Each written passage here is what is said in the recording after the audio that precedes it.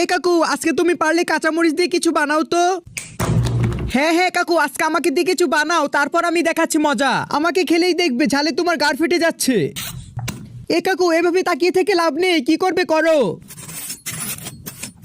আরে কাকু, এটা তো কথা ছিল না, তুমি আমার বুকটা ফালা করলে কেন? হ্যাঁ হ্যাঁ হ্যাঁ কাকু, তুমি এটা চিটিং করেছো। তুমি আমার ভিতরের সব ঝালগুলো বের করে দিয়েছো। কাকু, তুমি কিন্তু এটা চিটিং করেছো, আমরা কিন্তু এটা মানবো না। আরে কাকু, আমি তো অনেক ছোট কাঁচামরিচ, আমাকে নিয়ে আসছো কেন? আমার ভিতরে তো ঝাল নেই। কাকু, ওর কথা কিন্তু আমার সহ্য হচ্ছে না, আমি এখনই কুচি কুচি করে দিচ্ছি। আরে কাকু, হয়েছে তো, এত মশলা কেউ খায় নাকি? উড়িষ্যালা, দেখেছো কাকু আমার ভিতরে আলু ভর্তা ভরে দিয়েছে। কাকু, আমি কিন্তু বুঝে গিয়েছি তুমি আমাকে দিয়ে কাঁচামরিচের চপ বানাবে।